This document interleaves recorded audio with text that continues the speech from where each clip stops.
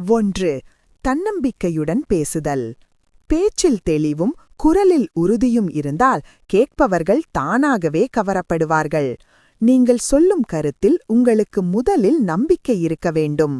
தயக்கமின்றி தடுமாற்றமின்றி பேசுவது உங்கள் ஆளுமையை உயர்த்திக் காட்டும். 2. கனிவான புன்னகை மற்றும் கண் தொடர்பு. பேசத் தொடங்கும் முன் முகத்தில் ஒரு சிறு புன்னகை இருப்பது எதிரிருப்பவரை நெகிழச் செய்யும். பேசும்போது மற்றவர்களின் கண்களை பார்த்து பேசுவது நான் உங்களை மதிக்கிறேன் மற்றும் நான் உண்மையாக பேசுகிறேன் என்ற செய்தியை அவர்களுக்கு கடத்தும். 3. சிறந்த கேட்பாளராக இருத்தல். பேசுவது மட்டும் திறமையல்ல, மற்றவர் பேசுவதை ஆர்வமாக கேட்பதும் ஒரு சிறந்த பேச்சுத் திறமைதான். ஒருவர் பேசி முடிக்கும் வரை குறுக்கிடாமல் கவனித்தால் அவர்களுக்கு உங்கள் மீது ஒரு தனி மரியாதை ஏற்படும். 4. சொற்களை தேர்ந்தெடுத்தல்.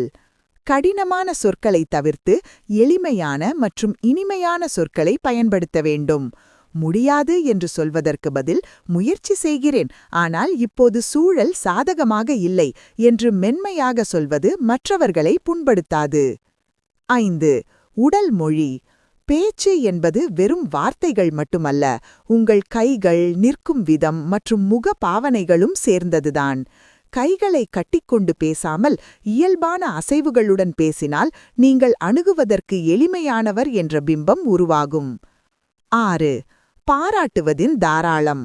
மற்றவர்களிடம் உள்ள நல்ல விஷயங்களை வெளிப்படையாக பாராட்டுங்கள். ஒருவருடைய சிறு முன்னேற்றத்தையோ அல்லது அழகான உடையையோ மனதார பாராட்டும்போது அவர்கள் உங்கள் பக்கம் ஈர்க்கப்படுவார்கள்.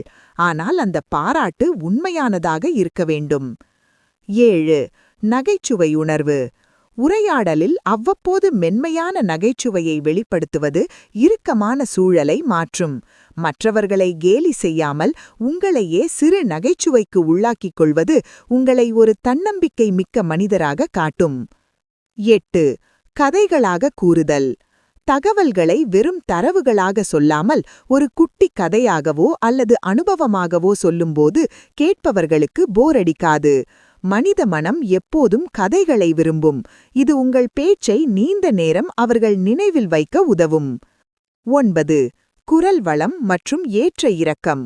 ஒரே சீராக பேசாமல் உணர்ச்சிகளுக்கேற்ப குரலை உயர்த்தி தாழ்த்தி பேச வேண்டும். முக்கியமான இடங்களில் சற்று இடைவெளி கொடுத்து பேசுவது அந்த தகவலின் முக்கியத்துவத்தை உணர்த்தும். 10. மற்றவர் நலனில் அக்கறை. பேசும்போது நான், எனது என்று மட்டும் பேசாமல் நீங்கள், உங்கள் என்ற சொற்களை பயன்படுத்தி உரையாடுங்கள். மற்றவர்களின் கருத்துகளுக்கு மதிப்பளிப்பதும் அவர்களின் தேவையை புரிந்து பேசுவதும் அவர்களை உங்கள் வசப்படுத்தும்.